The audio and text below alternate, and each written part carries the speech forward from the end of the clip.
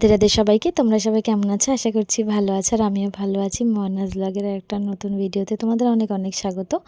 আজকে সকাল সকাল আমি একটু মায়ের সাথে গেছিলাম বাজারে।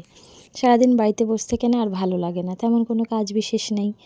ওই জন্য আজকে ভাবলাম, মাকে বললাম যে চলো মামাকে নিয়ে একটু বাজারেই চলো।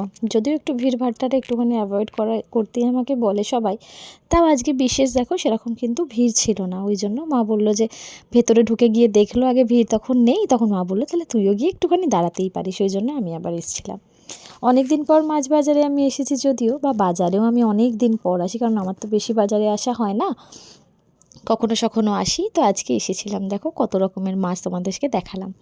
তারপরে এসেছি আমি বাইরে রোদে বসতে। এখানে জেনারেলি আমি রোদ পোয়াতে বসি। রোদ পোয়াতে বসে আমি আমার অন্য যেসব আনুষঙ্গিক কাজগুলো থাকে সেগুলো করি। আমাকে সবাই রীতিমতো তাদের খাবার মানে যা বানানোর থাকে সেগুলো সব এনে ঠেনে দেয়। আমি আস্তে আস্তে করে কাঠে অল্প অল্প জাল দিয়ে আর রান্না করি। এই ভাতটা যদিও আমাদেরই রান্না হচ্ছিল। আজকে আমি দুটো রান্না বসে বসে করেছিলাম। তার মধ্যে একটা হচ্ছে সর্ষে ফুল। সর্ষে ফুল এর আগে বহুদিন আগে একবার বানিয়ে দিয়েছিলাম, তাও মেজোমার নির্দেশ মতো, যেমনভাবে মেজোমা বলে সেভাবেই আমি বানিয়েছিলাম। ভুলে গেলেও এবার আবার জিজ্ঞাসা করলাম যে হ্যাঁ গো বলো তো সর্ষে ফুলটা কী করে রান্না করব। আজকে সর্ষে ফুল দেখে খেতে মন করেছিল, ওই জন্য বাজার থেকে নিয়ে এসে এবার মেজোমা যেরকমভাবে বলে দিল যে এরকম করে বাছতে হবে, এরকমভাবে ধুয়ে রাখতে হবে, তারপরে এরকম করে সেদ্ধ করতে হবে।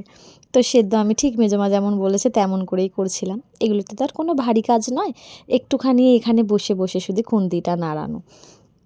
তো আমার বেশ কাঠে রান্না করতে খুব ভালো লাগে কিন্তু, জানো তো।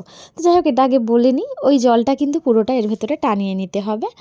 এবার টানিয়ে নিয়ে এটার সাথে মশলা দিতে হবে। এবার কড়াইটার মধ্যে কিন্তু আমি আবার তেল দিয়েছিলাম। মেনলি তেলটা দেওয়ার রিজন হচ্ছে গিয়ে লোটে মাছ রান্না করব। আমার মা লোটে মাছ ছোঁয়েও না, ধরেও না, মানে কোনো রকমভাবে কোনো ওর টাচেই থাকে না। খাওয়া তো বহু দূরের কথা, ওই জন্য অ্যাজ ইউজুয়াল রান্নাও সে করবেন না।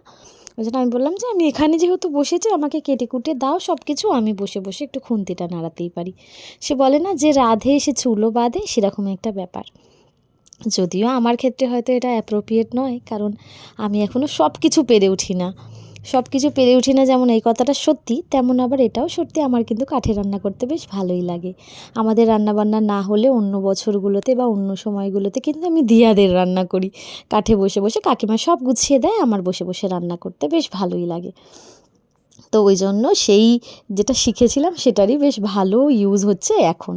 কারণ আমি বললাম যে যেহেতু আমি পারি তাহলে আমাকে গুছিয়ে দাও, আমি এখানেই রান্নাগুলো করি। তো যাই হোক, পেঁয়াজ লঙ্কাটা ভেজে টেজে নিয়ে ফোড়নে শুধু তেজপাতা দিয়েছিলাম, তারপরে আদা রসুন দিয়ে একটুখানি বেশ ভালো করে ভেজে নিয়ে যখন এইগুলোর থেকে অল্প অল্প তেল ছাড়তে শুরু করে দিয়েছিল, তখন এর ভেতরে লোটে মাছগুলোকে দিয়ে দিয়েছিলাম। তারপরে একটুখানি নুন দিয়ে মাছগুলো গলে যাওয়ার অপেক্ষা করছিলাম। তো এই গলে যাওয়ার পরে অন্য টাইমগুলোতে না কাঁটাগুলো আমি বের করে দিতে পারি, কিন্তু এখন তো আমার একটুখানি ধরতে বা নিচে হতে সমস্যা।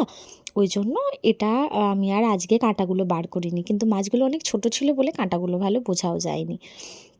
তো যাই হোক, রোদে বসে বসে কিন্তু রান্নাটা বেশ আমার হয়ে এসেছিলো। দেখো সব মানে সব কাঁটা মাছটাই কিন্তু একদম ঘেটে গেছে, কাঁটা সেরকম বোঝাও যাচ্ছে না। এরকম হয়ে যাওয়ার পরে তারপরে আমি হলুদ আর লঙ্কাটা দিয়েছিলাম, কারণ হলুদটা আমি পরে দিই, কারণ নইলে মাছটাতে তো লেগে যাবে। এই রান্নাটাও কিন্তু আমাকে মেজোমাই শিখিয়েছিল।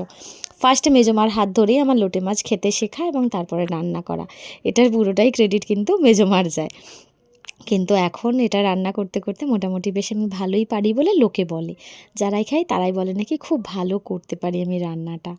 তো যাই হোক, ওই যে রাধে সে চুল বাঁধে পুরোটা আমার উপর না গেলেও কিছু কিছু জিনিস বেশ আমি ভালোই পারি, সেটা সবাই বলে। রাধে